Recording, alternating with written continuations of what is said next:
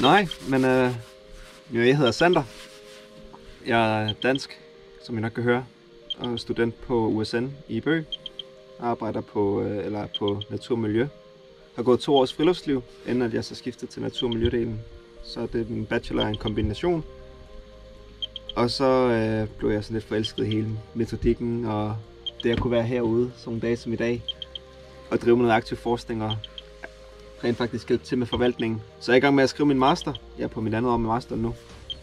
Og skriver et projekt i samarbejde med Jan Hæknes og så også og Eivind Sagtum med hensyn til tracking af laks i forbindelse med et projekt, der sker nede i Skiens, nede i Skotfoss, hvor de undersøger, hvordan deres laksetrap fungerer, om den fungerer korrekt, og i så fald hvilke tiltag, der skal gøres for at udbedre den.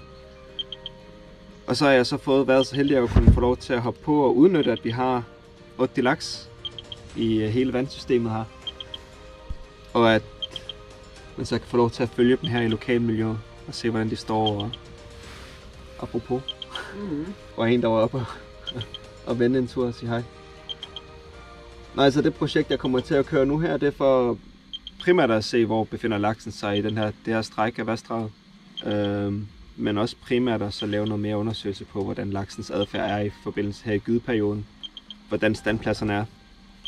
Og om der er nogen variation imellem nat og dag. Så det bliver interessant at følge. Jeg har en temperaturlogger og en lyssensor liggende længere opstrøms. Og så er det ellers bare ude at pejle hver eneste dag stort set i oktober og november. Både nat og dag, for at finde ud af, om der er nogen variation i forbindelse med lysindfaldet. Og også bare generelt set for at se, om der er en variation i måden, de bevæger sig på, når gydeperioden kommer. Om de går op i de små bække, vi har her bagved os, eller om de bliver ude i hovedstrømmen op ved Blodspring. Og så kører jeg en generelt tjek for at tjekke, om der er nogen, der står heroppe i det område her. Jeg har ikke oplevet noget. Jeg har ikke oplevet det før, men det er fint nok lige at lave sådan en generelt tjek. Og så er vi også sikre på, at vi får dem i rigtig rækkefølge nedstrøms. Så normalt det er sådan en receiver, en datalogger, som simpelthen scanner de fisk, vi har radiomærket. Ja, og princippet er egentlig ganske simpelt. Det er bare at få det startet op.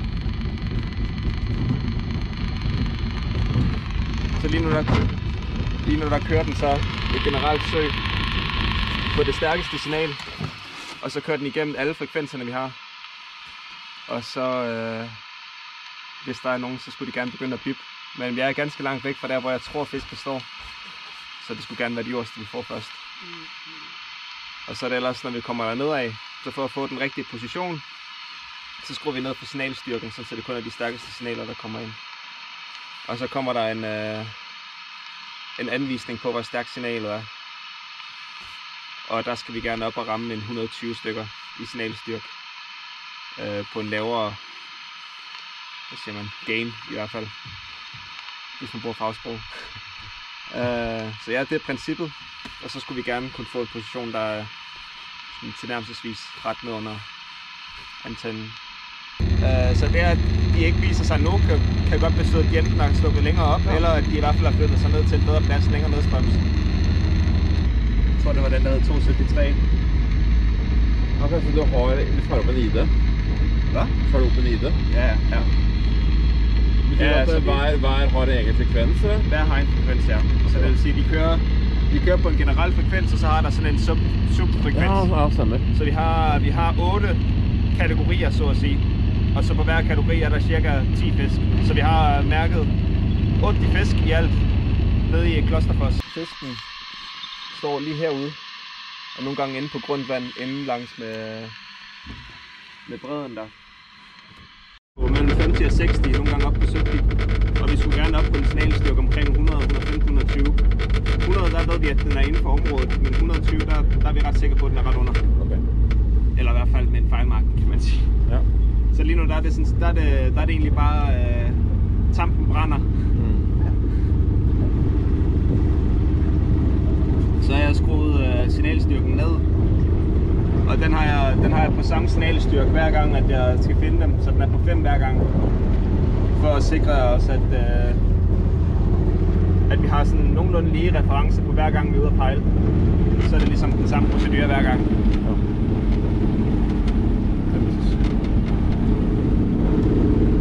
Bruker du spesiell metodikk når du søker? Er det sånn kryssing og sånt? At du prøver å... Nej, det er sådan set bare lidt feeling. Hvor tror man fisken står henne? Ja. Og hvor har du fundet fisken før? Og så tjekker du de steder af først. Normalvis det jeg har fundet har været mest effektivt. Det har været at gå i en retning, og så når signalet er højst, og så lige snart det begynder at falde igen, så slå til enten til højre eller venstre. Ja. For at se om det så bliver højere eller lavere den vej igennem, og sådan indsnæver man sig sådan stille og roligt på. Normalvis så har vi en parabol med ude også, fordi der kan vi lave krydspejlinger. Ja.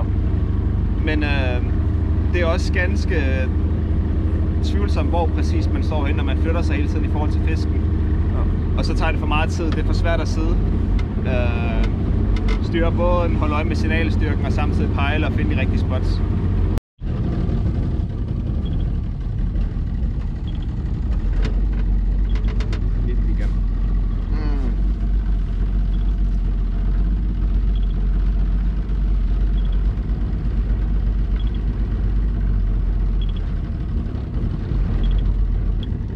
Jeg synes, det er vældig underligt, at den er herinde, fordi der er helt stille.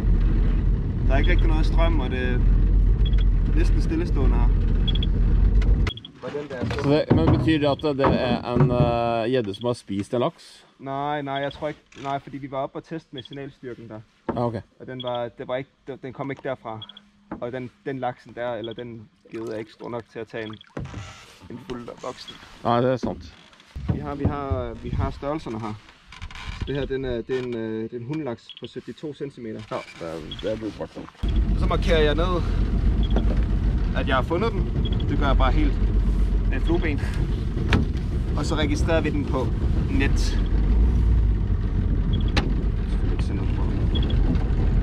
Har du hatt inne signaler fra mange lakser her, eller er det bare av de 80 liksom, hvor mange som du har hatt signaler inne på? Mellem 9 og 12 fisk, sådan gennemsnitligt, ja. Som vi har fundet. Er det totalsummen eller samtidig? Nej, det er totalsummen på stykket på strækket her. Ja. Så vi har, så det er cirka 15% da, av de... Cirka 15% af alle fiskene, ja. Og det er cirka en fjerdedel af de fisk, som er gået op fra Skotfoss. Der er jo en del i Falkumselver. Så det var egentlig ret overraskende, at vi fandt så pass mange fisk her. Så det var en fisk, så har vi sikkert 12 fisk tilbage. 2,52. Er det nummer 3? Nej, nummer 4 der. 2,73,3. Den der hedder 3,025. Og nu har vi så fundet den der hedder 2,52,9.